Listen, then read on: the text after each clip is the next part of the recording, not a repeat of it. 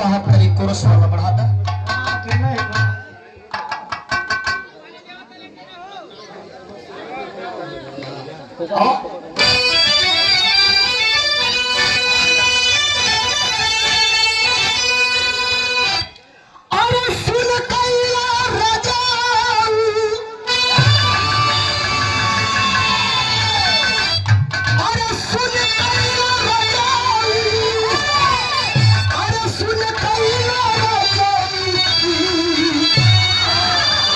कचौड़ी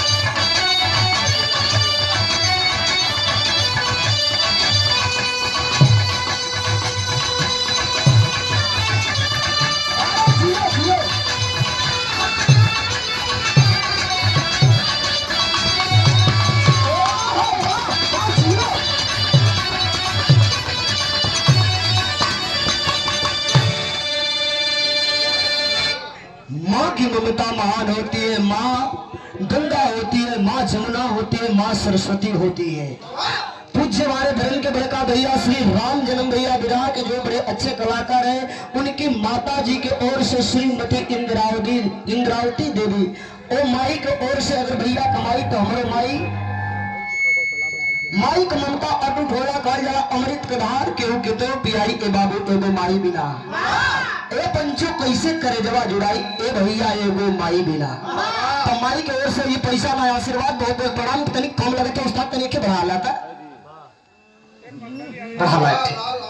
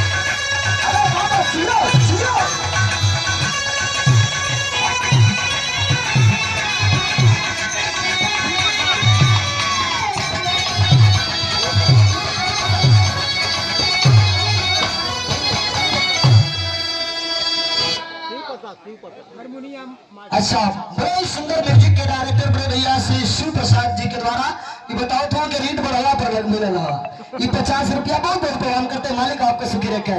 लेकिन कहा नाम में मिले भैया कैसे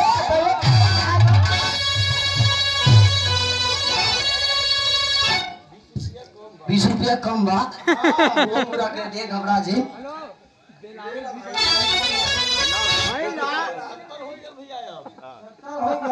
ये देखा भैया 70 पूरा कर देना। हमारे शिव प्रसाद भैया म्यूजिक के बड़े ही सुंदर डायरेक्टर आपके द्वारा 20 रुपया 70 रुपया दे करके नवाजा गया। चलो में प्रणाम करते हैं। मालिक आपको सुखी रखे। कैसे भैया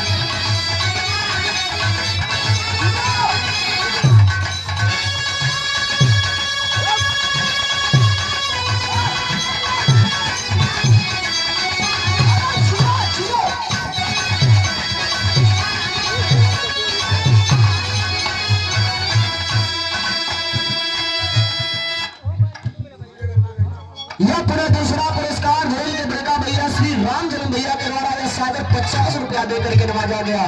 नर्मदेश्वर आपके चरणों में प्रणाम करता है, उपस्थित से भैया बाबू लोगन के प्रणाम। और मैं आराधना में यही कहना चाहता हूँ कि थोड़ा भैया भोजन चला, प्रसाद वितरण होकर तो थोड़ा शांति का माहौल परिचय दे देंगे। और दास से नर्मदेश्वर वाले से कोई गलती होगी तो आप लोग क्षमा करेंगे। कहा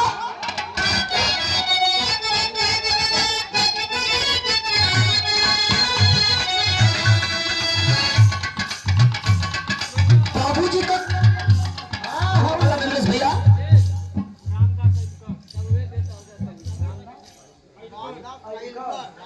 आयोजकर के वसुंधरा से श्री रामदास पूज्य बाबूजी के द्वारा यह 20 रुपया बहुत बहुत प्रणाम। बाबूजी करता रहे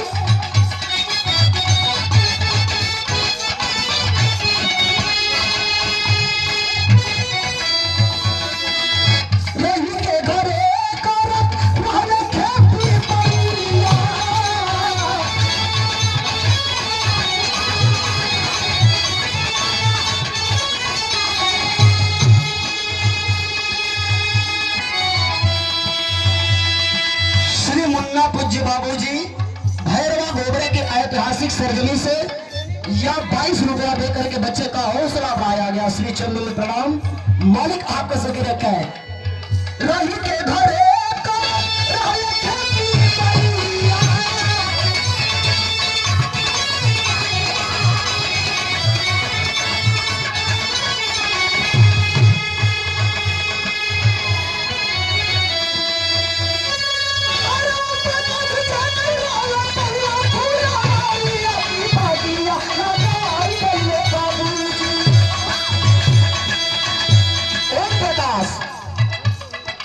बाबूजी का बड़ा बेटा ओम प्रकाश, एक ही संतान बाबूजी मिले हुए। पूज्य बाबूजी का एक ही संतान थे।